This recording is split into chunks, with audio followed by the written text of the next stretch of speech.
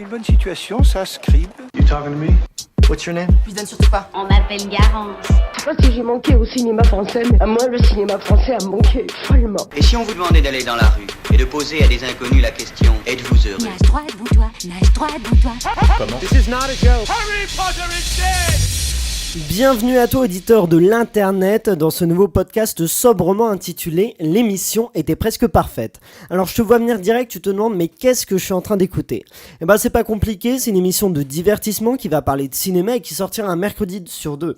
D'ailleurs si tu veux être tenu au courant des prochaines émissions, n'hésite pas à aimer la page Facebook ou Instagram de l'association Ciné7. Dans ce podcast on va discuter des sorties ciné et pour cette émission ce sera donc Les Animaux Fantastiques 2, le film Les Chatouilles et Suspiria le remake de 2018. On va aussi faire un débat sur un sujet qui agite le 7e art. Il s'agit là de la multiplication des remakes, suites et préquels du cinéma hollywoodien et on va se demander si donc il est en manque d'inspiration.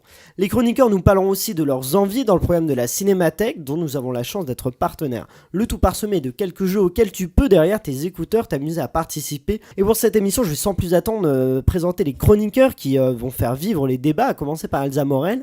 Elsa, bonjour. Tu as une licence de cinéma, tu es en master de cinéma. Est-ce que tu as un sujet de prédilection dans le cinéma ? Oui, j'aime bien m'intéresser à l'économie du cinéma. Dante Delguingaro, tu es aussi avec nous. Tu as une licence aussi de cinéma, oui. Tu es en master de cinéma. Est-ce tout que à tu fait. peux me dire le sujet de ton mémoire ? C'est sur la représentation de la révolution mexicaine dans les westerns italiens des années 60. Ah oui, c'est très précis Voilà. comme sujet. Il faut être précis dans la c'est important. On a aussi Paula Fraison, donc toi tu as une double licence, donc tu fais pas les choses à moitié. Toi tu es cinéma et anglais en même temps. Voilà, c'est ça. Et t'es en master d'anglais. Est-ce que tu as un genre dans le cinéma, un genre de prédilection ? Un genre de prédilection, je ne sais pas. J'aime beaucoup de choses dans le cinéma. Donc, Tu es quelqu'un de très ouvert. voilà, quoi. c'est ça. Double licence, j'aime beaucoup de genres. Voilà, on reste ouverte. D'accord. Bon, en ce qui me concerne, j'ai aussi une licence de cinéma. Je suis en master. En parallèle de mes études, je suis aussi scénariste et réalisateur. Et je m'appelle Aurélien Rapatel. Faut peut-être que je le dise. Pour cette première émission, on a la chance d'avoir en invité Tess Boutman, donc jeune actrice qu'on a pu voir au cinéma en 2016 dans la comédie Touchous avec José Garcia ou encore dans la série Clem. Dernièrement, elle a joué dans un court-métrage Nicky Marianne qui a fait forte impression en festival. Et on va discuter avec elle et avec toi, puisque tu es là, Tess, de ton début de carrière, de ta vision du métier d'actrice et plus largement de ta vision du cinéma. Tess, on est ravis de t'accueillir pour ce premier podcast. J'ai envie de dire que tu es un peu la marraine finalement de cette émission. Donc la pression, ok. Il y a du lourd. Je vous propose de commencer sans plus attendre avec le jeu du bluff. C'est tout simple. Vous allez les chroniqueurs et Tess. Donc, est-ce que tu veux participer à ce jeu ? Allez. Allons-y. Vous allez piocher, allez-y, faites-le maintenant. Vous allez piocher au hasard un film sorti au mois de novembre et vous allez devoir faire la critique du film, que vous l'ayez vu ou non. Donc si vous avez vu le film, vous allez devoir donner votre avis sur le film de façon synthétique, et si vous n'avez pas vu le film, vous allez devoir bluffer et inventer votre avis sur le film, et les autres chroniqueurs vont devoir deviner si vous avez vraiment vu le film ou non. Je propose qu'on commence avec Elsa. Je t'en prie, Elsa. Alors, moi, j'ai vu En Liberté, donc avec Pio Marmaille et Adèle Haenel. Et c'est une comédie française et franchement j'ai adoré parce que pour une fois on avait une espèce de fraîcheur qui se dégageait tout le long du scénario et du coup Adèle Haenel et Pio Marmaille ont une alchimie aussi qui marche très bien et du coup on tombe un peu amoureux de ces personnages, de ce couple et du coup c'est pour ça que j'ai adoré. Moi ça m'a fait beaucoup rire, les gens dans la salle aussi ont beaucoup ri. Donc, alors voilà. Selon les autres chroniqueurs et Tess, Tess, selon toi, est-ce que Elsa a vu le film ou non ? J'ai envie de dire oui parce que c'est l'un des films qui a été plus attendu de ce mois, je pense. Tu crois en la bonne volonté d'Elsa d'avoir vu. Mais par contre, moi, j'ai pas entendu le mot what the fuck et je me demande si c'est pas du coup. Ah ouais. Tu l'as pas vu parce que. C'est parce que je suis une personne polie, moi je dis pas. Ah pardon, excusez-moi. Oui. C'est trop vulgaire. Les autres Paula, Dante, est-ce que vous pensez qu'Elsa a vu le film ? Moi je pense qu'elle l'a pas vu. Moi non plus, je pense qu'elle l'a pas vu. Alors Elsa ? Je n'ai pas vu le film. Ouais. Ah bon, alors il y a juste Tess qui s'est Ah fait non, berner. non, j'ai dit que j'avais envie de dire oui, mais vu qu'elle n'a pas dit ça, c'est le mort. mot, C'est que pour moi, c'était le mot qui les associait à ce film. Elsa, tu n'as pas dupé les chroniqueurs. Non. Dante, à ton tour, sur quel film es-tu tombé ? Quel moi, film j'ai as-tu vu forcément, j'ai envie de dire. Ce chef-d'œuvre de Chacun pour tous. Et vraiment, c'est un film. Je pensais pas qu'on pouvait faire des films comme ça en 2018. C'est quand même assez merveilleux, quoi. Un casting en or. Je pense notamment à Robert De Niro et Bertrand Blier, que j'ai jamais vu en acteur, mais très fort, le gars. Beau duo. Chacun pour tous. Selon vous, est-ce qu'il a vu le film ou non? À mon avis, assurément. non. Il y a qui dans le film? Vous savez, les chroniqueurs Tess Il y a Camélia Jordana. Déjà, Ahmed c'est un Sia film. aussi. Il y a Ahmed Silla, ouais. Ahmed Silla. Ah, c'est ça. Et oui, C'est c'était un ça. film de Vianney à la base. Tout à fait. Robert De Niro. D'accord. Bon, bah, on est désolé pour toi, Dante, c'est un échec Bon, aussi. ça, Paula, à toi de te mesurer aux chroniqueurs. Eh Vas-tu ben, les bluffer? Moi, j'ai vu High Life de Claire Denis et j'ai trouvé ça très touchant comme film. Enfin, c'est très déroutant en fait. C'est le cinéma, c'est le cinéma un peu complexe de Claire Denis, quoi. Ce qui me fait rire, c'est que je vois la tête d'Elsa qui est en suspicion. C'est un détective des années C'est 50. ça, Elle est en Elsa train qui me de flippe déceler complètement. le mensonge. Alors, vas-y. Non, moi Ou je pas. l'ai vu au Festival de La Roche-sur-Yon en fait, en avant-première. Du coup, c'était très sympa. Non, vraiment, c'est un film qui m'a énormément touchée. J'ai trouvé que Robert Pattinson dedans était, il m'a surprise, vraiment. Je l'avais, moi j'avais le dernier souvenir, c'était Twilight, et donc là je trouvais que c'était Donc, quand même mieux. Donc voilà. Plutôt convaincu par le film. Mais est-ce que Oui, tu as plutôt, convaincu les pardon, autres chroniqueurs? moi j'étais convaincue par ce film, mais est-ce que je vous ai convaincu? Je ne sais pas. À vous de me dire. Vas-y, Tess. Ah, moi, je suis convaincue. Convaincue, elle l'a Moi vu. aussi, je vais dire oui. Moi, je vais dire non. Juste pour dire non. C'est Dante qui a raison. Eh je l'ai oui. pas vu. Ah, Mais je sais allez. parce que l'autre jour, j'ai dit j'aimerais bien voir A-Life et elle m'a dit oui, moi aussi en fait. Merde. Dommage. Ah bah, ça, oui, c'est compliqué. J'ai Tess, oublié que quel film as-tu vu, j'imagine? Moi, j'ai vu du coup Les Bonnes Intentions Oui. avec Agnès Jaoui.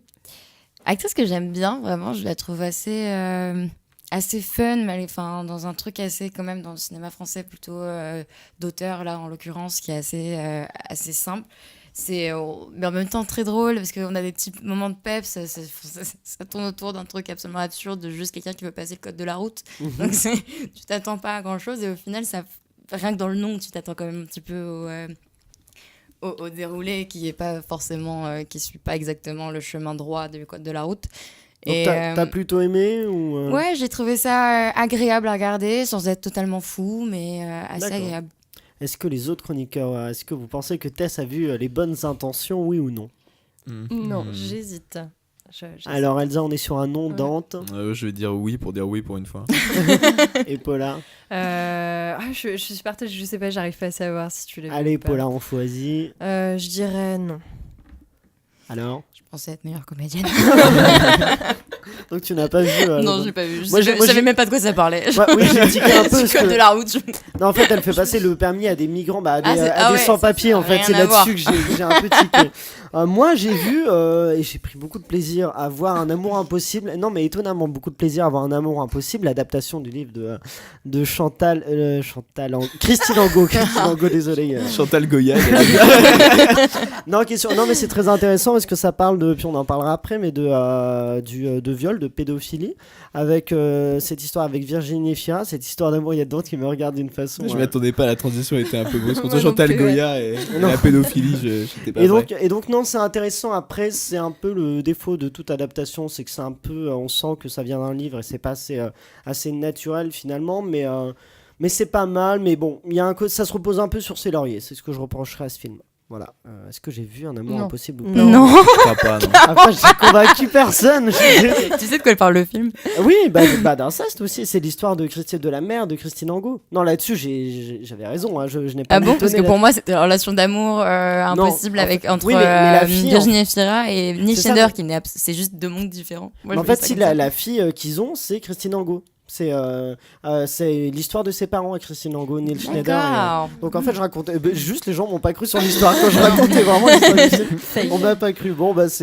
Tant pis. Pas de bluff là-dessus. Un bluff raté Quelqu'un a plutôt. réussi du coup le Non, bluff? Si, personne. il y a Paula, Oui, non? moi. Ah, Paula. Oui, Paula. ouais, a réussi, Voilà, Ah c'est oui, la Paula, seule. a Twilight. réussi, c'est vrai. La magie s'épanouit seulement chez des êtres d'exception. Alors, pas de bluff avec les Animaux Fantastiques 2, on l'a bien vu. Et d'ailleurs, qu'est-ce qui va. Ah bah non, je vais le résumer parce que j'ai l'impression que les autres chroniqueurs ont eu un peu de mal à résumer le film.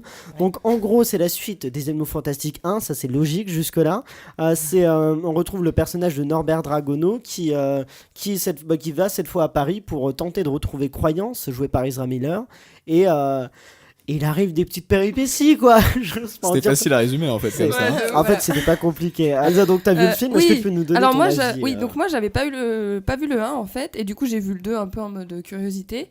Et moi, j'ai pas du tout été convaincue parce que j'ai eu beaucoup de mal à m'attacher du coup au personnage. Alors, est-ce que c'est dû au fait que j'avais pas vu le 1, je sais pas. Mais en fait, j'ai eu beaucoup de mal à m'attacher au personnage et aux enjeux aussi, c'est-à-dire à vraiment m'impliquer dans l'histoire. Et j'ai trouvé que finalement, pour un film un peu d'aventure, d'action, où on vit un peu la magie aussi, je trouvais qu'on n'avait pas du tout vécu ça en fait. D'accord, ok. Non, mais très bien.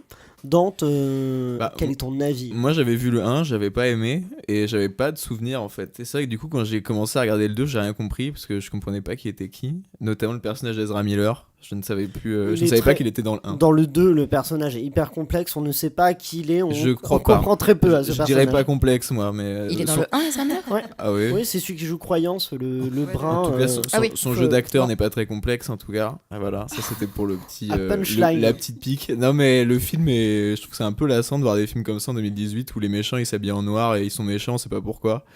Voilà, moi ça m'a saoulé en fait. Je trouvais ça un peu dommage.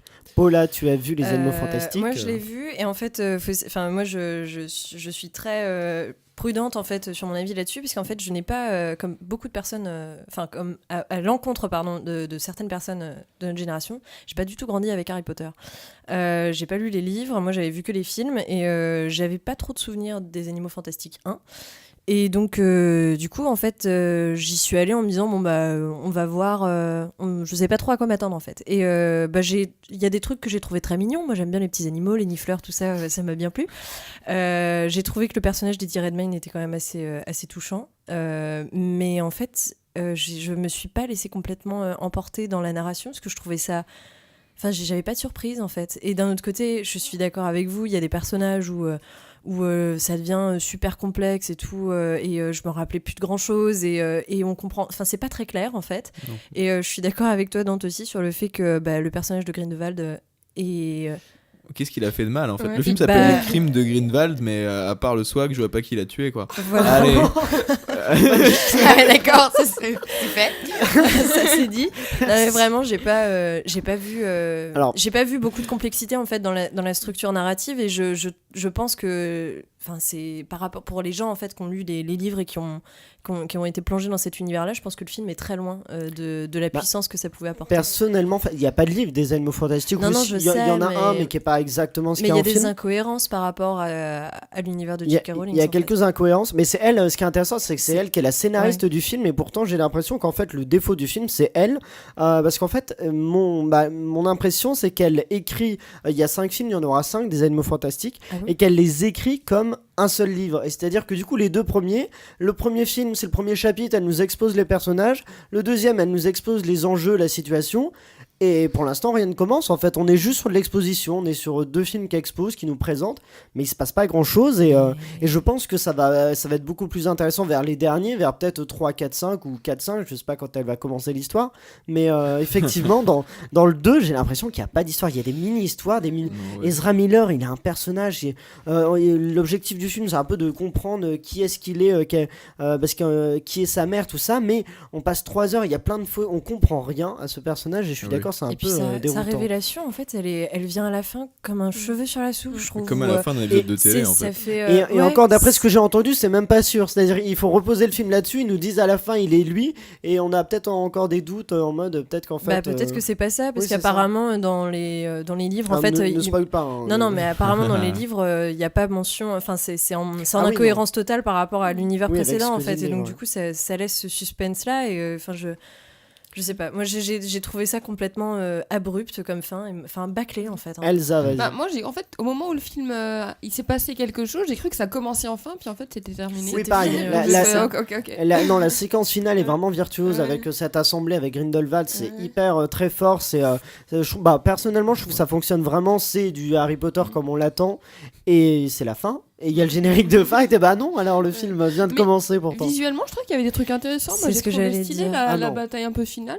Alors moi, la bataille finale, j'aurais pas dit ça, mais il y a certains effets que j'ai bien aimés, notamment dans les espèces d'effets de voilage, en fait, je trouvais ça assez. Il y a des choses assez belles avec ça. Mais visuellement, non. Là, moi, je suis obligé de défoncer le film parce que sur c'est inadmissible. Sur certains il y a effets, de la 3D partout. Il y a rien de réaliste. C'est tout est fait sur fond vert, tout ça. Alors que les Harry Potter, ils ont fait les 8 films où c'était des vrais décors, c'était réaliste. Et la Poudlard, mais l'enfer de revoir Poudlard en 3D. Les chandelles de la salle, la grande salle. on a l'impression qu'ils ont pas terminé la texture, ça fait tellement faux, tout est faux dans ce film. Il y a juste quand on revoit Poudlard, à un moment on la voit dans une salle, mais c'est vide. Poudlard n'a pas d'âme dans ce film. C'est triste de revoir Poudlard comme ça, qu'on a l'impression que c'est Poudlard après Voldemort, quand il a tout détruit, on voit Poudlard, il se passe rien dedans. Ah non, mais j'étais visuellement, je trouve que c'est vraiment 3D. Mais je trouve pas que ça soit de la 3D écœurante non plus. Enfin, si, je trouve vraiment, qu'elle est plutôt propre. Hein. Ah non, je trouve ça vraiment, ça fait fade, tout est fade. Ah non, je suis d'accord avec toi, Aurélien, sur le fait que ça, surtout la scène en fait, toutes les scènes en fait dans Poudlard étaient plates en fait. Ça ressemble pas du tout au Poudlard d'Harry Potter en fait. Moi au départ j'ai eu un doute en fait quand ils sont arrivés au Poudlard, je me suis dit mais est-ce que c'est le Poudlard d'Harry Potter ou est-ce qu'ils arrivent autre part et finalement au fil du film j'ai compris, mais je me suis dit mais c'est, enfin ça faisait très scotché quoi, enfin tu vois genre ils raccordent les trucs un peu comme ils peuvent. Et je comprends pas parce que pourtant ils ont le budget qu'ils veulent, c'est pas un film où ils doivent minimiser les budgets, ils font ce qu'ils veulent et je comprends pas pourquoi artistiquement ils vont sur cette voie là de je pense pour le gagner du temps. Oui clairement c'est possible, mais je pense que c'est ça. C'est vraiment un gros défaut. Tess, t'as pas vu le film, c'est ça? Non, je l'ai pas encore vu. Par contre, j'en avais très très envie de le voir. Moi, je me fais partie. Mais écoute, si, en fait, c'est ça. Je suis contente parce que j'avais peur qu'après plein de critiques négatives, ça me donne plus envie de le voir. Mais en fait, je pense qu'au contraire. Du coup, je suis encore plus curieuse d'aller voir ce que ça donne. Voilà. Et vu que vous me l'avez un petit peu rabaissé, je pense que je vais le kiffer encore plus. Je pense que je vais l'apprécier encore plus parce que je pars avec moins d'attente. Après, pour moi, c'est pas un mauvais film non plus. C'est juste, moi, il m'a particulièrement déçu dans mes attentes. Donc, je trouve que c'est, c'est ça aussi. Moi, un film très moyen, voire pas ouf, mais c'est pas un mauvais film. Et t'avais aimé le 1 ? Bah, en fait, le 1, vu qu'on retournait dans l'univers d'Harry Potter, j'avoue que j'ai bien aimé parce que ça m'avait manqué, donc c'est plutôt. Ça faisait plaisir. Puis on revoyait le fait je m'attendais pas à ce qu'ils mettent le personnage de Grindelwald qui relie autant avec Harry Potter, donc j'étais quand même assez content. En fait, je pense que pour le coup, j'avais pas d'attente avec le 1 et du coup, j'étais assez content. Mais le 2, j'avais des attentes et du coup, là, il m'a complètement déçu. Ouais, surtout que moi, là, mes plus grosses attentes pour le film, c'est. Relation Grindelwald et Dumbledore. Et vous avez pas parlé de Dumbledore une seule fois depuis le truc. Et je suis en mode. Et d'ailleurs, le seul bon point du film, c'est Jude Law qui fait Dumbledore. Ah oui, hein. Jude Law, ça c'est un gros point fort. Oui. Jude Law est excellent en Dumbledore. Oui. Il a une finesse de jeu qui fait que ça ressemble tout à fait à Dumbledore. Ouais. Et d'ailleurs, on dit Johnny Depp, on le critique beaucoup, généralement, mais moi je le trouve excellent en Grindelwald. Je l'ai trouvé très juste en Grindelwald, mais moi j'ai été profondément déçue justement de ne pas avoir cette relation entre ces deux personnages décrits. On les voit pas. Ça va arriver dans la suite, je pense. Mais ça arrivera dans la suite, mais moi je m'attendais justement à ce qu'on ait, à ce qui sert en plus fort pour qu'on comprenne vraiment l'enjeu en fait d'essayer de stopper Grindelwald. Ouais, t'avais aimé le 1 toi? Ouais, moi j'avais beaucoup aimé le 1, c'est pour ça. Non, mais je suis d'accord. Bon, moi le 1, je n'avais pas détesté. Hein. En le revoyant, je me dis c'est pas fantastique, mais. Pas comme les animaux, du coup. Vos parents ont jamais eu de doute. Ah non, on se méfie pas de ses proches, docteur leur fait confiance. Bah écoutez, je vous propose de passer des animaux fantastiques aux chatouilles. C'est plus sérieux, c'est plus grave. Et c'est un film qui parle donc de pédophilie, qui est l'histoire d'Andrea Bescon. C'est réalisé d'ailleurs par elle avec Éric Métayer. Qui est-ce qui peut nous résumer le film? C'est Dante, vas-y Dante. Alors, donc Les Chatouilles, c'est l'histoire autobiographique, du coup, ce que je savais pas quand j'ai vu le film d'ailleurs. Je savais pas que c'était autobiographique. Donc d'une jeune femme qui est devenue danseuse et en fait qui se confie à sa psychologue d'une chose dont elle a jamais parlé à personne, qui est qu'elle s'est fait régulièrement violer quand elle était enfant par un ami de ses parents en fait. Et donc on suit sa thérapie en fait pendant le film. Donc il y a beaucoup de retours dans beaucoup de flashbacks, beaucoup de retours en arrière et on s'y perd beaucoup. Et aussi peut-être préciser que c'est adapté de la pièce de théâtre d'Andrea Bescon elle-même. Qui est-ce qui a vu le film ici? On l'a tous vu. Tess, tu l'as pas vu? Bon, on toujours pas. Commençons par toi. Est-ce que tu as envie de le voir ou tu aimerais bien le voir? Ouais, il fait partie de mes films sur ma liste de novembre parce qu'il y en a pas mal pour le coup, je dois avouer. Mais en l'occurrence, j'ai pas été très libre en ce moment. Oui, non, mais bien sûr. Mais depuis le début, même depuis Cannes en fait. Depuis que j'en ai entendu parler pour la première fois à Cannes. Oui, il était en Un certain regard à Cannes, je crois. Il a gagné un prix? Non, je crois pas qu'il ait gagné le prix. Il a pas gagné à Cannes. le prix, non. Elsa, qu'en as-tu pensé? Alors sur le fond, c'est sûr que c'est très délicat. Je pense que déjà c'est un film important. Je pense que tout le monde est d'accord là-dessus. Ce que ça raconte, c'est très intéressant. Important. Et surtout que c'est la première fois que je vois un film qui traite de la pédophilie, mais d'une manière vraiment frontale comme ça. Enfin, il y a vraiment des scènes dures. Et du coup, ça c'est important. Je pense tout le monde est d'accord là-dessus. C'est vrai que moi c'est sur la forme que j'ai eu beaucoup de mal sur l'aspect théâtre qui est un peu mélangé comme ça au cinéma. Et je trouve que c'est les défauts en principe des pièces de théâtre qui sont adaptées au cinéma, c'est que il y a toujours ce besoin de remettre le théâtre dans le cinéma, montrer que ça vient du théâtre. Moi j'avais vu Anna Karénine et Les Garçons et Guillaume à table. On sent obligé de faire. Moi, Anna Karénine, il y avait des scènes carrément de théâtre qui étaient intégrées dans le film. C'était très bizarre. Et j'avais pas du tout aimé l'esthétique, donc c'est pour ça moi j'ai beaucoup de mal avec ces films-là. Moi, je trouve que c'est au niveau du jeu des acteurs aussi. On sent qu'il est très théâtre. Je sais pas comment dire, mais une façon de jouer, moi, j'ai pas du tout réussi à rentrer dans le film au départ parce que j'ai trouvé assez agaçant, à part de la Donchamp. Mais ça, je pense, pour le jeu des acteurs, je pense que ça vient du fait que Éric Métayer, le co-réalisateur, c'est un metteur en scène de théâtre. Andrea Bescon, du coup, elle vient du théâtre, de la danse aussi. Et du coup, ils viennent vraiment, ils viennent pas du cinéma en fait, ils viennent du théâtre. Et je pense effectivement. Mais on sent que la direction d'acteur, c'est hyper théâtre, quoi. Enfin, je sais pas comment dire, mais le jeu, il est un peu outré des fois des personnages. Et à part de la Donchamp et l'autre, dont j'ai oublié le nom, qui joue dans 10% et que j'aime beaucoup. Comment il s'appelle? Je crois qu'il s'appelle Grégory, non? Ou c'est dans 10% qu'il s'appelle Grégory? Je sais pas. J'oublie toujours son nom, mais j'adore cet acteur et je trouve qu'il est vachement bien dans ce film. Celui qui fait son copain. Oui, je suis d'accord. Le copain de la fille. Voilà. Oui, non, il est je super, lui. suis d'accord avec toi, Dante. Ouais. Non, moi je trouve que c'est un film qui est très très important, qui se finit quand même sur un message politique assez intéressant. C'est notamment sur l'allongement des délais de prescription. Donc aujourd'hui en France, c'est 20 ans après la majorité, et la scène du procès final montre quand même que y a une femme qui est entendue, mais en gros la cour lui fait une fleur, quoi, en l'entendant témoigner. Moi j'ai trouvé que c'était un film très très bien fait pour représenter toutes les étapes de guérison d'un traumatisme pareil. Ça montre ça montre en fait cinématographiquement certains processus en fait physiques qui sont traversés par les victimes. Il y a la sidération, la dissociation, et puis la scène de fin sur le fait de faire la paix avec le soi enfant. En fait, je trouvais ça très juste, mais après j'ai été pareil dérangée avec cette espèce de structure assez théâtrale qui pour moi en fait sonne un peu faux, où il y a notamment cette espèce de structure où elle retourne en fait dans ses souvenirs accompagnée de sa psy, et il y a cette je trouve qu'en fait cette relation avec sa thérapeute est pas très intéressante en fait. Elle sonne faux, elle fait très superficielle. Mais par contre, ce que j'ai bien aimé, c'est qu'il y a un certain réalisme dedans, où en fait ils en font pas non plus quelque chose de complètement caricatural, au sens où c'est pas toute la famille qui est unie derrière elle. On voit bien que quand elle leur apprend cette nouvelle, la famille explose. Que la mère a un personnage qui est un personnage assez monstrueux, mais malheureusement ce sont des choses qui arrivent, et moi j'ai Karine trouvé Viard, ça, je la trouve, c'est Karine Viard qui joue la mère, et je la trouve particulièrement très convaincante, quoi. Mais Clovis Cornillac aussi, j'ai trouvé très touchant dans son rôle. Fait, ouais. Et moi vraiment bravo aussi à cet enfant, je ne me rappelle plus de son nom, mais elle s'appelle Cyril, je ne sais plus son nom de famille, mais la petite fille qui joue, je l'ai trouvée vraiment incroyable, et je me demande, on en discutait avant l'émission, je me demande vraiment comment ils ont fait pour faire travailler un enfant, surtout dans des conditions comme ça, et que ça soit à peu près des ambiances de tournage pas trop lourdes non plus. Donc moi j'ai trouvé que c'était globalement un film important. Je suis d'accord sur le fait qu'il y ait quelques maladresses de mise en scène et où ça fasse un peu théâtre, un peu faux, un peu outré, mais je pense que c'est quand même un film à voir. C'est juste, donc la petite fille, c'est Cyril Mérès, et c'est Grégory Montel, dont tu parlais, Dante, qui joue son copain, qui joue dans 10%. D'accord. Je sais pas si vous avez... Oui, Elsa? Non, je voulais dire que oui, c'est un film important comme tu disais, et le public sera beaucoup plus réceptif au message, ils feront beaucoup moins attention à la mise en scène, eux, donc le plus important est là, je pense, par rapport à ça.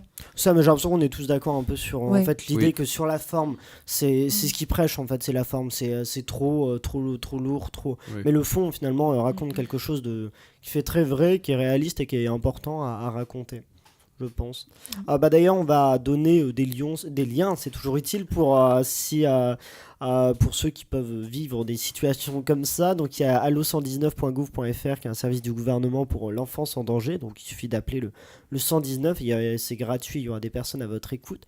Et sinon il y a l'association L'Ange Bleu qui permet de discuter avec eux et qui peuvent aider si vous étiez victime d'agressions sexuelles pendant votre enfance, ou si vous l'êtes toujours d'ailleurs, si l'un de vos proches a été victime, ou alors si vous avez eu des relations sexuelles dans le temps avec un adulte et que vous savez aujourd'hui plus trop quoi en penser, ou bien ça peut arriver pour des personnes qui éprouvent des attirances amoureuses ou sexuelles pour des enfants. Ils peuvent aider, L'Ange Bleu peut aider à en parler, justement à arrêter ces pulsions. Voilà, bon alors ça va être moins... on va passer à Suspiria, mais on garde la danse parce qu'il y a... Donc on a dit que la danse avait une importance particulière dans les chatouilles et dans Suspiria notamment, et surtout dans le remake de 2018 où la danse a finalement un peu plus d'importance que dans la version originale de Dario Argento. Lorsque l'on danse la danse d'un autre, on se fait à l'image de son créateur. Est-ce qu'on peut me résumer, c'est Paula, vas-y je t'en prie, résume Suspiria. Eh bien, alors Suspiria, c'est l'histoire d'une jeune femme américaine qui quitte sa famille qui semblait habiter dans une contrée un peu reculée, une famille un peu mormone, je pense, et qui arrive, elle est propulsée à Berlin et elle rejoint une compagnie de danse dans laquelle elle a toujours rêvé de danser. Et en fait, elle est remarquée pour son talent et elle se retrouve embarquée dans un espèce de cercle infernal pour à la fois elle s'améliorer et elle est un peu entre guillemets vampirisée par toutes les professeurs de cette école qui se retrouvent être en fait à l'origine de pratiques assez occultes. Voilà. Donc c'est Luca Guadagnino, j'ai du mal à dire son nom, mais Luca Guadagnino qui réalise le film. Name. C'est ça, et qui a fait aussi le remake du film La Piscine, qui s'appelle Bigger Splash, donc il est pas mal en remake, hein, il est chaud. Elsa, qu'as-tu pensé de Suspiria ? Alors moi j'ai vu l'original de Dario Argento, donc forcément je suis un peu obligée de le comparer, enfin voilà, parce que c'est un remake, donc je suis obligée de le prendre un peu en exemple pour ça. Et moi du coup j'étais un peu déçue, parce que le premier de Argento il joue beaucoup sur notre imaginaire, sur nos sens, c'est une question d'ambiance beaucoup, vraiment dans son esthétique. Et dans le remake là, de Suspiria, c'était beaucoup plus une histoire de montrer, ça parlait beaucoup, et du coup on est beaucoup plus... Enfin, on n'a pas vraiment une expérience sensorielle au travers de ce film qui est quand même beaucoup plus long, donc je pense qu'il y avait quelque chose à faire au travers de ces 2h32, de vraiment nous plonger dans une atmosphère difficile. Et non, en fait, on est toujours dans du superficiel, on ressent pas vraiment d'émotion par rapport à ce film, et c'est pour ça que j'ai été déçue. Dante, quel est ton avis sur... Alors, moi j'ai pas vu le remake, mais j'ai vu l'original et j'avais trouvé ça sympathique, mais alors du coup je ne peux pas trop parler du remake, mais en l'occurrence ayant vu l'original, je me suis dit que je ne voyais pas trop l'intérêt de faire un remake, d'autant plus un remake de 2h30 alors que l'original dure 1h30. Qu'est-ce qui t'a intéressé dans le premier ? Bah moi j'ai beaucoup aimé la mise en scène. Je trouvais ça c'est comme disait Elsa, en fait c'est vrai que ce qui est assez sympathique, c'est que c'est un film comme on n'en fait plus trop aujourd'hui, justement. Aujourd'hui on a tendance à faire beaucoup d'explications, de dialogues, de jouer comme ça sur un côté assez littéraire, alors que c'est vrai que Dario Argento, ce qui est bien, c'est qu'il fait une mise en scène très sensorielle, où au fond il n'y a pas tellement d'histoire, il n'y a pas énormément de dialogue, mais ça se joue sur une atmosphère, tout ça, et c'est quand même assez sympathique, voilà. D'accord. C'est un peu vieilli après. Il y a Tess aussi, donc Tess t'as pas vu non plus le remake, mais t'as vu l'original de Dario Argento. J'ai toujours pas vu le remake, mais pareil, voilà, j'avais déjà vu Suspiria il y a un moment et je l'ai revu récemment en plus. T'en as pensé quoi du coup, Elsa, ouais, j'entends totalement ton avis, parce que moi le film... J'adore Argento, hein, clairement. Je trouve qu'il a un génie de mise en scène assez fort dans la musique, principalement. Enfin, la musique de Suspiria. Est-ce que la musique est bien dans le... Non. Parce que... je suis d'accord, la musique là, ça a été la grosse déception. Parce que Suspiria, à l'origine, enfin, celui d'Argento, il commence direct avec la musique qui s'arrête en plus dès qu'on sort de trucs et qu'on revient sur elle redémarre, alors que c'est hyper saccadé et pourtant ça nous met dans un truc hyper flippant. Et la mise en scène est hyper surjouée finalement. Enfin, il y a un truc où les acteurs d'Argento, ils sont dans le trop, ils sont vraiment dans le tout plein, dans la sensation et tout. Et pourtant, vraiment, le meurtre d'un des personnages qui dure 25 minutes, moi j'étais angoissée. Alors que c'est ridicule la manière dont ça se passe. En vrai, quand on le prend à part, je pense que t'enlèves la musique, t'enlèves les lumières, t'enlèves plein de trucs.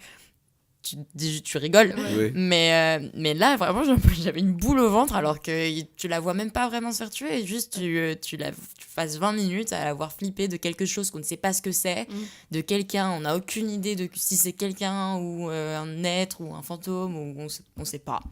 Et c'est ça qui est bien, c'est qu'on ne sait jamais à la fin. Même jusqu'à la fin on sait pas, et on s'en fiche en fait, parce qu'on a vécu une expérience sensorielle. Et justement, moi en vrai, ils auraient fait un remake de Suspiria de la même manière, en se focalisant sur la mise en scène d'Argento.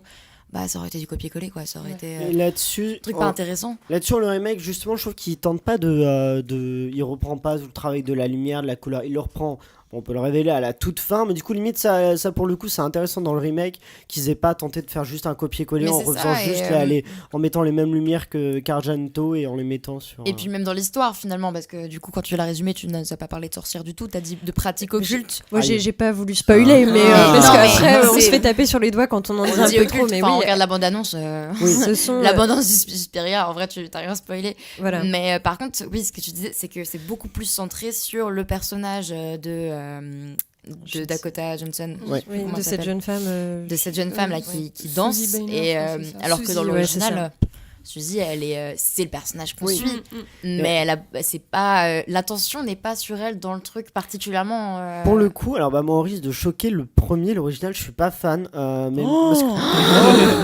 que moi j'aime bien quand c'est réaliste, et là on n'est pas sur du réalisme, que derrière ça m'a un peu posé problème, et je trouve que alors je suis comme vous, je suis mitigé sur le remake, mais ce qui m'a intéressé c'est la passion de la danse, la façon dont les personnages sont tellement passionnés de danse, et le lien entre l'obsession pour la danse et la sorcellerie, je trouve que ça c'est beaucoup plus travaillé, beaucoup plus présent, parce que justement ça intéresse plus au personnage qui est joué par Dakota Johnson, qui d'ailleurs je trouve qui est pas une actrice incroyable, mais qui m'a plutôt convaincu dans ce remake, mais ce que je l'ai vu pour El Royale, et j'ai pas vu 50 degrés, mais j'ai pas l'impression que ce soit des prestations de grande qualité, et là je la trouve quand même assez convaincante, et je trouve que dans le remake il y a des séquences de danse qui sont assez impressionnantes, donc c'est ce qui me tente le plus dans le remake, c'est ce qui m'a peut-être un peu plus convaincu, même si je suis d'accord. Moi ça c'est ce qui me donne envie d'aller voir le film en fait, parce que j'ai quand même envie de voir le remake. Moi j'ai tendance parfois en règle générale je préfère regarder d'abord le remake et ensuite l'original pour pas être biaisé,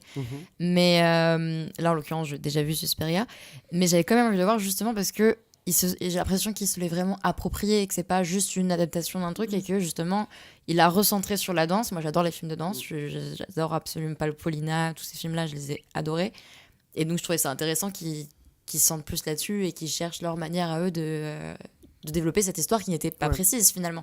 Oui, c'est ça, et je suis tout à fait d'accord, et pour revenir sur l'histoire, la façon dont il se l'est réapproprié, là où il y a un défaut, où je trouve personnellement qu'il y a un défaut, c'est qu'il rajoute tout un contexte historique avec post-Seconde Guerre mondiale dans le Berlin et ça a pas tellement d'intérêt. Il y a un personnage de psy dans le remake dont le lien quand il s'intéresse à l'école de danse c'est plutôt intéressant, mais il a une vie privée. J'ai pas compris pourquoi il a raconté toute la vie privée pourquoi on s'intéresse autant à la vie privée de ce psy qui a finalement peu d'intérêt au film, et c'est pour ça que 2h32 ça passe d'1h32 à 2h32, parce que justement il rajoute des choses qui sont pas forcément très utiles et qui sont assez superflues.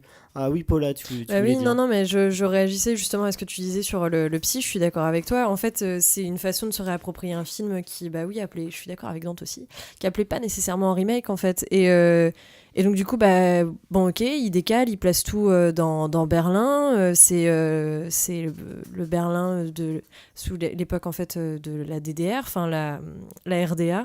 Excusez-moi, j'ai fait allemand, donc du coup, en fait. voilà, non, mais j'ai plus l'habitude de le dire en allemand, et donc voilà, non, mais c'est les longues études d'allemand, ça forge. Mais donc et oui, c'est le psy qui est joué par Tilda Swinton, tu disais, Elsa. Bah non, c'est pas. Tilda Swinton a joué le psy. Ah d'accord, bon alors on le voit pas, enfin moi je trouvais je l'ai pas vu du tout en le regardant, mais je trouvais ça complètement enfin c'est dommage, parce que c'est un personnage en fait qui pourrait être hyper utile, parce que le psy il est là pourquoi, mais en fait pour poser la question de est-ce que tout ça c'est pas juste une élève qui s'est laissée embarquer par la folie de la compétition de l'école de danse et qui a déraillé, mais sauf qu'en fait là le psy a l'air d'être complètement c'est un personnage vieux, fatigué, et il y a pas cette tension, et on s'en sort enfin on sent pas l'apport de ce personnage-là, et je trouve que tous les détails en fait sur le Berlin de l'époque sont certes très intéressants, mais n'apportent rien à la tension sur les sorcières, en fait ça développe trop de choses et ça devient complètement inutile. Elsa, oui, ça je suis d'accord, et en fait c'est un film qui parle de beaucoup de choses, et en fait moi j'avoue des fois j'ai pas tout compris à ce qui se passait, hein. Moi j'ai pas eu cette sensation de pas comprendre, mais j'ai surtout eu l'impression que c'était en fait que ça parlait de trop, et donc pas vraiment des choses en profondeur. C'était surtout ça moi qui m'a Mais j'étais perdue plutôt dans cette espèce de... Je trouvais que ça trop foisonnant et je trouvais que ça en perdait sa cohérence, quoi. Après, je sais pas s'il y a des... Juste là, comme ça, le film d'Argento, il est interdit au moins de 10 ans, quelque chose comme ça. Parce que lui, il est quand même interdit au moins de 16 ans. Il doit y avoir une interdiction Argento, je sais pas. Bon, après, de toute façon, il est sorti quand... je sais pas s'il y avait s'il y avait déjà les moins de 10 ans, moins de 12 ans. Et quand il est sorti, Si, il y avait même pire, il y avait le Codex. Donc, non, il est sorti en 77, il n'y avait plus le Codex. Oui, il n'y avait plus, mais il y a quand même une version qui part de là. Il y a des rated, c'est sûr qu'il a été... Mais en France, je veux dire, quand il est sorti en France, non, en France... Parce qu'il est sorti, c'est un film italien, la version de Dario Argento. Donc aux États-Unis, je sais pas s'il est autant. Oui, si, il a dû. Mais après, moi, j'ai trouvé ça ok. Il y a des scènes qui sont d'un gore. Moi, j'ai trouvé ça dommage parce que pour un film d'horreur, en fait, il passe pas par. Il fait pas peur par l'image. C'est un film qui est hyper narratif. La première scène, on te raconte l'histoire de la mère de cette jeune danseuse qui est en fait mourante. Mais on s'en fiche. C'est pas ça. Ça n'a pas d'intérêt. Et en fait, il commence son film par de la narration simple, alors qu'un film d'horreur, en général, ça te saisit par l'atmosphère et par l'image, ça te fait peur par l'image. Et là, moi, je trouvais que l'image, en fait, elle montrait tout et c'était gore. C'est juste choquant. C'est juste du gore, et c'est révulsant, mais c'est pas, y a pas cette peur par la suggestion et qui monte véritablement la tension. Pour moi, la nouvelle version, c'est pas tellement un film d'horreur, c'est plus, on est plus sur quelque chose comme Black Swan, qui est plus sur l'obsession, tout ça, mais c'est pas vraiment un film d'horreur. Mais pour revenir à ce que tu disais, si la mère, en fait, je pense que c'est un lien. Je pense que le personnage de Dakota Johnson, c'est un personnage qui cherche tout le temps une figure maternelle qu'on n'a pas vraiment eu dans son enfance, et après qui va tenter de la retrouver avec Tilda Swinton, et à la fin qui va tenter avec autre chose. Je vais pas vous spoiler la fin, mais je pense que à la fin c'est aussi ça, c'est un personnage qui vit jamais tout seul, qui a besoin d'une figure maternelle pour un peu la guider. Mais moi je trouve ça dommage parce que c'est assez cliché, parce que le problème c'est que la mère, on la voit en fait que dans sa fin de vie et on comprend on comprend pas très bien. Moi, c'est quand j'ai présenté le film, je disais que c'était une famille qui, je pense, était je pense que ce sont des mormons ou qui, c'est ce qu'ils disent, il me semble. Et donc on comprend, on en devine en fait que cette jeune fille a grandi dans un cadre de vie extrêmement strict et qu'elle avait pas beaucoup de place pour en fait, qu'elle avait pas de figure qui pouvait lui laisser prendre son envol. Et c'est ce qu'elle trouve avec Madame Blanc, voilà. Madame Blanc, le personnage de Tilda Swinton. Tout à fait. Donc là, je suis d'accord avec toi sur le fait que le lien est là, mais je trouve qu'il est pas bien exploité. On va passer un débat sur les remakes. Tout est en finement pensé dans cette émission. C'est merveilleux. Donc Hollywood est-il en manque d'inspiration puisqu'il multiplie Suspiria, c'est un film aussi italien mais aussi américain, une coproduction, multipliant donc remake, préquel, séquel et spin-off. Est-ce qu'Hollywood commence à être en manque d'inspiration? Rien qu'en octobre, il y a Star is Born, Johnny English Contre-Attaque, Predator, Venom, Halloween. En novembre, il y a Les Animaux Fantastiques 2, Millennium, Robin des Bois ou encore Le Grinch qui sortent. Des remakes, des suites ou encore des films qui ne sont pas originaux, qui ne sont pas de vraies idées. Je sais pas quel est votre avis sur ce sujet-là. Elsa, dis-nous, qu'en penses-tu? Alors moi, si on se place du point de vue de l'originalité, de quelque chose de nouveau, je suis pas du tout fan de ces idées-là, à chaque fois de faire un remake ou des spin-offs, ce genre de choses. Mais pourtant, quand j'ai fait la liste un peu de tous ces films, je me suis rendu compte qu'il y en avait plusieurs que j'avais plutôt bien aimés, en fait. Donc j'ai l'impression que c'est beaucoup une question de... si on a bien aimé le film, on va être plutôt OK avec le fait qu'il y ait un remake. Mais si on n'a pas aimé le film, on va se dire mais pourquoi il a été déterré ce film, par exemple. Enfin, c'est beaucoup une question de goût, j'ai l'impression, ce genre d'idées. Tess, je sais pas, est-ce que tu as un avis sur la question? Pourquoi les remakes à Hollywood, c'est totalement commercial, quoi. Surtout les spin-offs en règle générale. Les remakes, il y en a beaucoup qui vont en faire en termes d'honneur, de dommages, ils vont faire ces choses-là pour ça. D'autres parce que c'est leur film préféré, qu'ils ont voulu se les réapproprier. D'autres parce qu'ils n'avaient pas d'idée, en l'occurrence, ça je suis totalement d'accord, je pense qu'il y en a pas mal dans ce cas-là. Mais en fait, le problème, c'est ça marche tout le temps. C'est les remakes et les spin-offs. Peut-être pas tout le temps. Pour le coup, je vois Predator, je crois qu'au box-office, il s'est planté royalement. En tout cas, pour les spin-offs, ça fonctionne. Si on fait un spin-off, c'est parce qu'on est sur une franchise qui fonctionne extrêmement bien et que du coup, on continue à avoir une assurance, quand bien même le film serait détesté. Je pense en fait à Suicide Squad qui a eu un très mauvais avis. Il a quand même eu beaucoup d'argent, il a quand même eu beaucoup d'entrées et je pense que Harley Quinn, il y aura beaucoup d'entrées aussi. Et quand bien même le film a été extrêmement décevant et pour tout plein de raisons, c'est quand même une certaine assurance finalement.